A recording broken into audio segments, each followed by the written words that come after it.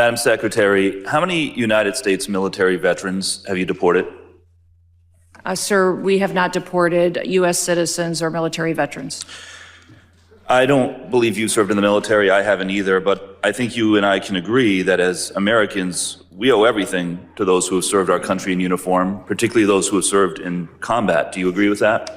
Sir, I believe that people that are in this United States that are citizens have legal status here. Madam Secretary, we are joined on Zoom by a gentleman named Se-Jun Park. He is a United States Army combat veteran who was shot twice while serving our country in Panama in 1989. Like many veterans, he struggled with PTSD and substance abuse after his service. He was arrested in the 1990s for some minor drug offenses, nothing serious. He never hurt anyone besides himself, and he's been clean and sober for 14 years. He is a combat veteran, a Purple Heart recipient. He has sacrificed more for this country than most people ever have. Earlier this year, you deported him to Korea, a country he hasn't lived in since he was 7 years old. Will you join me in thanking Mr. Park for his service to our country? Sir, I'm grateful for every single person that has served our country and follows our laws. Can you please tell Mr. Park why you deported him? Every one of them needs to be enforced. But you understand that many veterans struggle with PTSD, many veterans struggle with substance abuse challenges. This man took 2 bullets for our country. You have broad authority, by the way, as Secretary, to issue humanitarian parole, to do deferred action. Will you commit to at least looking at Mr. Park's case to see if you can help him find a pathway back to this country that he sacrificed so much for? I will absolutely look at his case, but I want you to remember that Madam Secretary, the man behind you, please stand up, sir. His name is Jim Brown from Troy, Missouri. He is a Navy combat veteran who served our country in the Gulf War. He's married to a woman named Donna, who came to our country legally from Ireland when she was 11 years old. She has lived here for 48 years. Because of you, Jim's wife, Donna, has been in prison for the last 4 months. She did not come here illegally, and she has never committed any crime other than writing 2 bad checks totaling $80 10 years ago. She is currently in prison and facing deportation. Ms. Noem, will you thank Mr. Brown for his service to our country? Thank you, Mr. Brown, for your service to our country. Now, what possible explanation can there be for locking up his wife for 4 months when she has committed no crime other than writing a couple of bad checks for $80? Sir, it is not my prerogative, my latitude, or my job to pick and choose which laws in this country get enforced. You have broad discretion as the Secretary. You can issue parole, you can do all kinds of things, but you're choosing not to. Will you commit, again, to just reviewing Donna's case and reuniting this combat veteran with his beloved wife, who also loves this country? I will review the case. Thank you, Secretary Noem. Do you agree that using DHS resources to target members of Congress is an abuse of power? Excuse me, would you say that You again? would have heard me if you stopped talking and listened to my questions. Do you agree that using DHS resources to target members of Congress is an abuse of power? We are not doing that. We are out there enforcing the law, doing our work, and we are allowing oversight. Of course, we're not going to get any answers. With that, Mr. Chairman, I yield back. Gentlelady yields back. I now recognize the gentleman from Oklahoma, Mr. McKean, for 5 minutes of questions. Kristi Noem was just absolutely demolished at a House of Representatives hearing by Democrats who put on a masterclass in cross-examination. Kristi Noem was stunned. She was largely frozen throughout the questioning. And then she said she had to leave the hearing early because she had other commitments, got up and walked out while being heckled by people in the crowd. This was one of the most spectacular political takedowns I've witnessed in years. And I'm going to walk you through exactly what happened because it was brilliant. Leading the incredible cross-examination was Democratic Congressman Seth Magaziner from Rhode Island. As a trial lawyer myself, I can tell you this is one of the best lines of questioning I've ever seen. Magaziner didn't just ask questions. He built a narrative. He used real people. He created moments of moral clarity that Noem simply could not escape. Let me show you what he did because it was absolutely masterful. Magaziner starts by asking Noem how many United States military veterans she has deported. Noem tries to dodge, claiming they haven't deported U.S. citizens or military veterans. Then Magaziner establishes common ground. He notes that neither he nor Noem served in the military, but surely they can both agree that as Americans, we owe everything to those who served our country in uniform, particularly those who served in combat. Simple question. Do you agree with that? By the way, I am trying to do my best to gather all the information I can for you and share it with you. Please leave your likes and comments, and I would be grateful if you subscribed. Let's continue. Noem tries to deflect again, saying people in the United States who are citizens have legal status. She won't directly answer the question about whether we owe gratitude to combat veterans, and that's when Magaziner springs the trap. He introduces a gentleman on Zoom named Sejun Park. He's a United States Army combat veteran who was shot twice while serving our country in Panama in 1989. Let that sink in for a moment. Shot twice defending America. Like many veterans, Park struggled with PTSD and substance abuse after his service. He was arrested in the 1990s for some minor drug offenses. Nothing serious. He never hurt anyone besides himself. And he's been clean and sober for 14 years. He's a combat veteran, a Purple Heart recipient. He has sacrificed more for this country than most people ever will. And earlier this year, Kristi Noem deported him to Korea, a country he hasn't lived in since he was 7 years old. Magaziner asks Noem to join him in thanking Mr. Park for his service to our country. Watch how she responds. She says she's grateful for every single person that has served the country and follows the laws. Not a direct thank you, not an acknowledgement of his sacrifice, just a comment about following laws. So Magaziner presses her, "Can you please tell Mr. Park why you deported him?" Noem falls back on the excuse that laws need to be enforced. Magaziner isn't letting her off that easy. He points out that many veterans struggle with PTSD. Many struggle with substance abuse challenges. This man took 2 bullets for our country. Noem has broad authority as secretary to issue humanitarian parole, to do deferred action.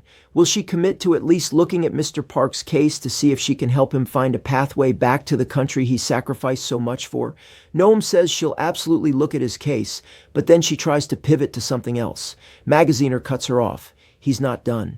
He asks the man behind Noem to stand up. His name is Jim Brown from Troy, Missouri. He's a Navy combat veteran who served our country in the Gulf War. He's married to a woman named Donna who came to America legally from Ireland when she was 11 years old. She has lived here for 48 years as a legal resident. Because of Noem's policies, Jim's wife Donna has been in prison for the last 4 months. She did not come here illegally. She has never committed any crime other than writing 2 bad checks totaling $80 10 years ago. $80. A decade ago. She is currently in prison and facing deportation for $80 in bad checks from 2015. Magaziner asks Noem to thank Mr. Brown for his service to our country. Noem offers a perfunctory thank you. Then Magaziner asks the devastating question. What possible explanation can there be for locking up his wife for 4 months when she has committed no crime other than writing a couple of bad checks for $80? Noem tries to hide behind, "It's not my prerogative, my latitude, or my job to pick and choose which laws get enforced." But Magaziner points out that she has broad discretion as secretary. She can issue humanitarian parole. She can do all kinds of things. She's choosing not to. Will she commit to just reviewing Donna's case and reuniting this combat veteran with his beloved wife who also loves this country? Noem says she'll review the case, but the damage is done. Magaziner has exposed the cruelty of her policies using real people with real stories. A Purple Heart recipient deported to a country he hasn't lived in since childhood. A Navy veteran's wife imprisoned for 4 months over $80 in decade-old bad checks. These aren't abstractions. These are human beings whose lives Noem is destroying. Then you have Congresswoman McCollum cross-examining Noem, and Noem just tries to yell and talk over her. Watch what happens. McCollum asks if Noem agrees that using DHS resources to target members of Congress is an abuse of power. Simple yes or no question. But Noem starts talking before McCollum even finishes. McCollum has to tell her, "You would have heard me if you stopped talking and listened to my questions." She asks again, Do you agree that using DHS resources to target members of Congress is an abuse of power? Noem claims they're not doing that. They're just out there enforcing the law. McCollum tries to continue, but Noem keeps talking over her. Finally, McCollum just yields back her time because there's no point trying to question someone who won't stop interrupting. This is what authoritarian officials do when they don't want to answer questions. They talk over people, they interrupt, they filibuster. Next, I want to show you Democratic Congressman Dan Goldman cross-examining Noem and getting her to essentially admit that what she's doing by going after people in the asylum process is patently unlawful. Goldman starts with a simple legal question. Secretary Noem, let's talk about the law. Do you agree that asylum is a lawful pathway to immigrate to this country? Yes or no? Noem says there's an asylum program in place. Goldman continues, so immigrants with ongoing asylum applications are legally in this country, correct? Noem tries to deflect. Goldman repeats the question. Immigrants with ongoing asylum applications are legally here because it's a lawful pathway, right? Noem admits it's a lawful pathway. Goldman goes for the kill. So if your department deports anyone with an ongoing asylum application, you are violating the law, correct? Noem tries to blame Joe Biden. Goldman isn't having it. I'm not asking about Joe Biden. I'm asking you a specific question. If your department deports anyone with an ongoing asylum application, you are violating the law. Is that correct? Noem tries again to deflect, talking about how the asylum program was broken under the last administration. Goldman reclaims his time. She's not answering the question. And the obvious answer is yes. If you follow a lawful pathway, asylum is a lawful pathway. If you have an open asylum case, you are here lawfully. But the problem we're seeing around the country is that Noem is not following the law. Goldman tells her directly, don't tell us to change the law. If you don't like the asylum system, change the asylum law. Bring it to Congress. We'll work with you. But you can't just decide you're not going to follow the law. Asylum is law. And you're deporting people who have ongoing applications. Unfortunately, that is exactly what's happening, including right across the street from Goldman's office in New York City.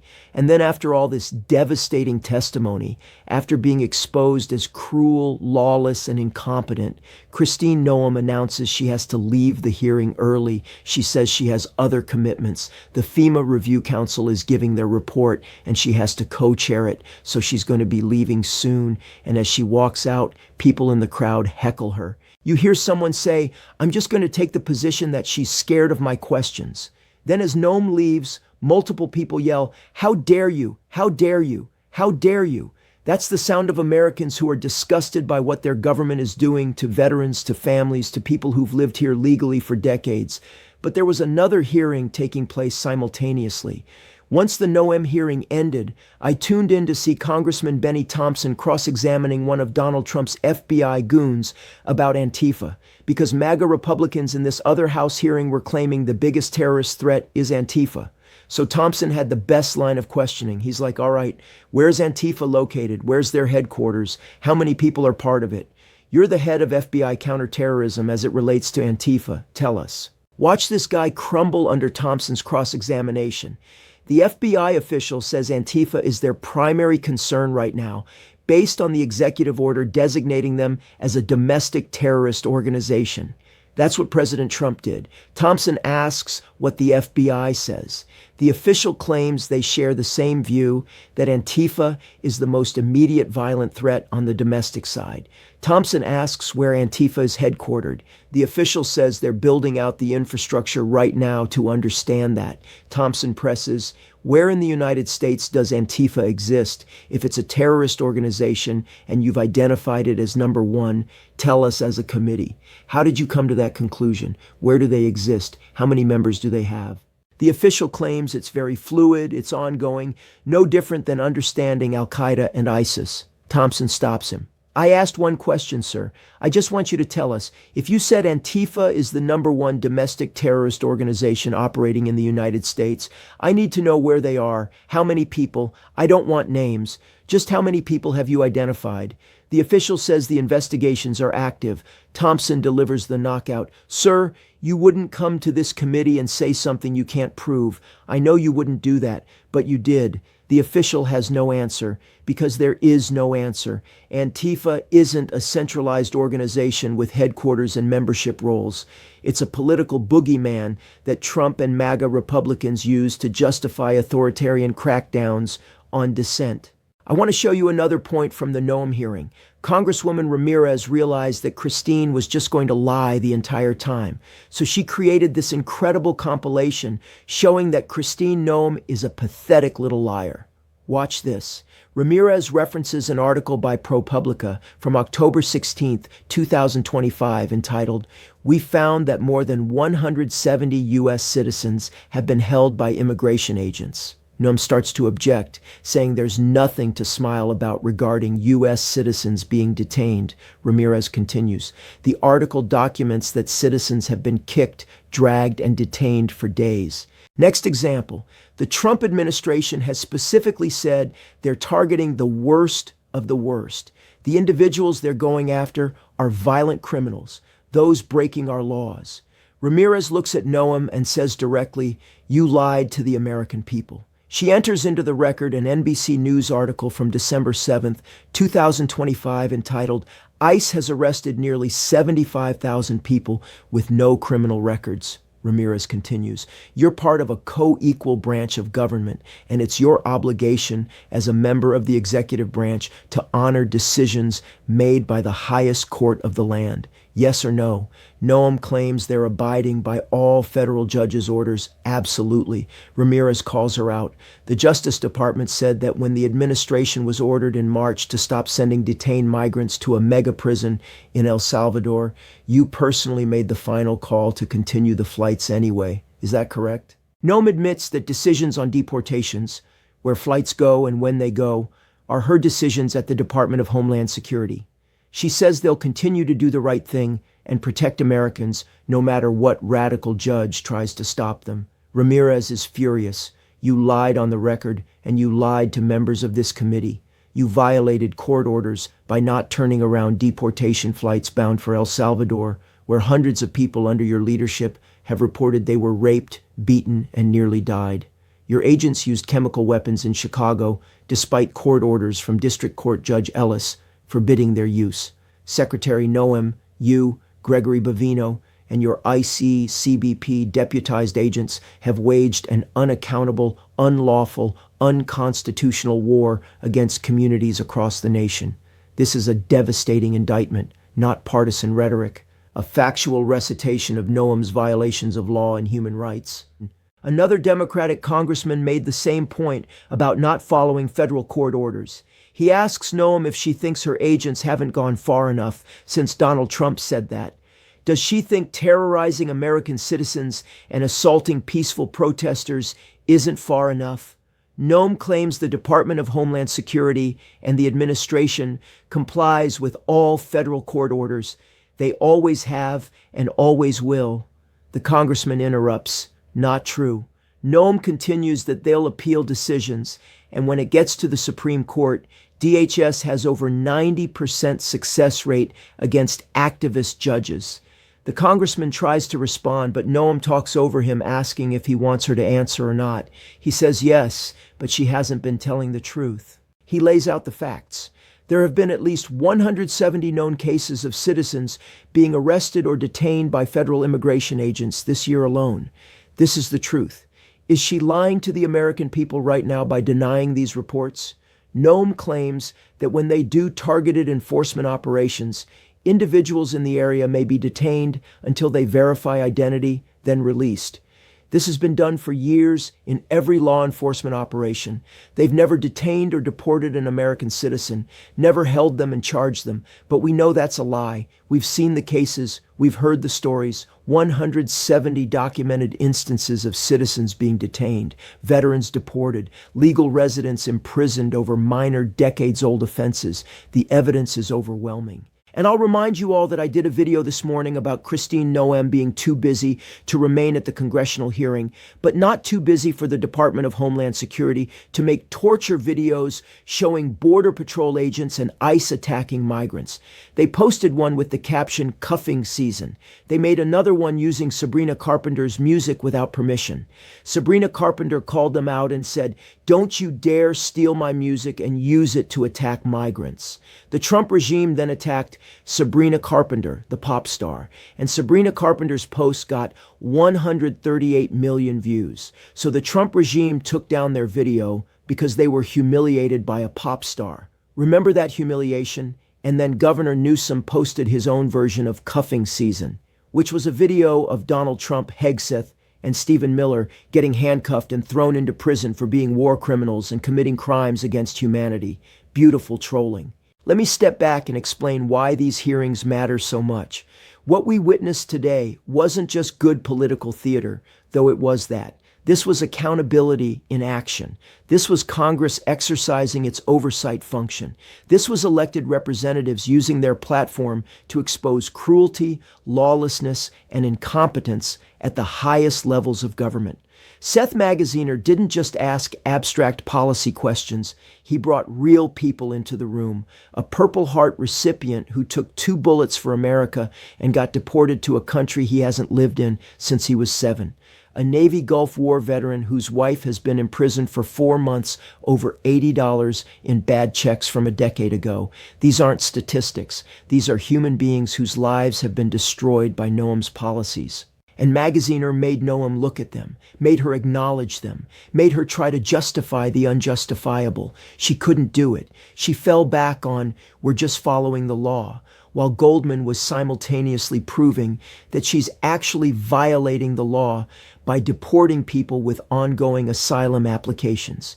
Dan Goldman's cross-examination was equally brilliant, but in a different way. He took a pure legal approach, established that asylum is a lawful pathway, established that people with ongoing asylum applications are legally in the country, then forced Noem to either admit she's violating the law or expose her ignorance of the law. She tried to dodge and deflect, but Goldman wouldn't let her. He kept bringing it back to the simple legal question. If you deport someone with an ongoing asylum application, you're breaking the law. Yes or no? Noem couldn't answer yes because that would be admitting to crimes. She couldn't answer no because that would be legally absurd. So she babbled about Joe Biden and broken systems. Goldman cut through all of it. Don't blame the previous administration. Don't tell us to change the law if you don't like it. Either follow the law as written or propose changes to Congress. You don't get to unilaterally decide which laws apply. And Congresswoman Ramirez's compilation of Noem's lies was devastating. She didn't just accuse Noem of lying. She provided specific examples. ProPublica documented 170 U.S. citizens detained. NBC documented 75,000 arrests of people with no criminal records. The Justice Department documented Noem personally ordering deportation flights to continue despite court orders.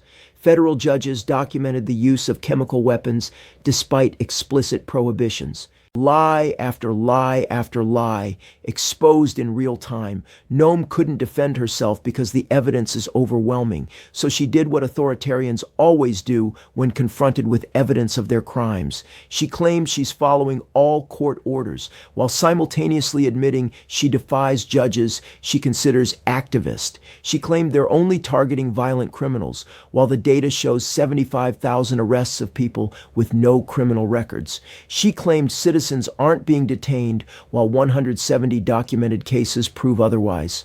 The Benny Thompson cross-examination of the FBI official about Antifa was equally important because it exposed the manufactured nature of the threat Trump is using to justify authoritarian tactics.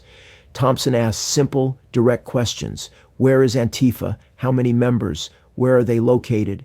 The official couldn't answer any of it because Antifa isn't what Trump claims it is. It's not Al-Qaeda. It's not ISIS. It's not a centralized terrorist organization with cells and commanders and recruitment. It's a political label that Trump slaps on anyone who opposes him. And when pressed for basic facts about this supposed #1 domestic terrorist threat, the FBI can't provide them. Can't tell you where they are, can't tell you how many members, can't show you organizational structure, because it doesn't exist in the way they're claiming. This matters because Trump is using the Antifa bogeyman to justify surveillance, to justify arrests, to justify violent crackdowns on protesters. He designated them a terrorist organization, not because they meet any objective criteria for terrorism, but because he wanted legal cover for attacking his political opponents. And Thompson exposed that with a few simple questions the FBI couldn't answer. The heckling as Noem left was the perfect coda. How dare you? Americans yelling at a government official who's destroying lives, who's deporting veterans, who's imprisoning legal residents, who's defying court orders, who's lying to Congress. How dare you indeed? And her excuse for leaving. She has to co-chair a FEMA Review Council meeting, the same FEMA she's been gutting and politicizing, the same FEMA that multiple governors have complained about in their calls to Trump. She couldn't face more questions, so she fled, claiming other commitments were more important than answering to the people's representatives. Great work to all the Congress members we highlighted, but especially Congressman Magaziner. That was masterful cross-examination, creating moments of moral clarity, using real people to illustrate abstract policy, building to devastating questions that expose cruelty and lawlessness. That's how you hold power accountable. Our hearts go out to all those in the veteran community in general who are all under attack by this regime, and specifically to those who participated in today's hearing, either in person or virtually. Sajin Park, who served his country and took 2 bullets and got deported. Jim Brown, who served in the Gulf War and is watching his wife imprisoned over $80. Donna, who came here legally as a child and has lived here for 48 years and is now facing deportation. These are the faces of Trump's immigration policy. These are the human costs of Noem's cruelty. And today, for a few hours, they got to confront power and expose it for what it is. That matters. That's democracy functioning even when the executive branch has gone authoritarian. That's why congressional oversight matters. That's why these hearings matter even when the people being questioned lie and deflect. Because the truth gets documented, the lies get exposed, and the American people get to see exactly who their government is serving and who it's destroying.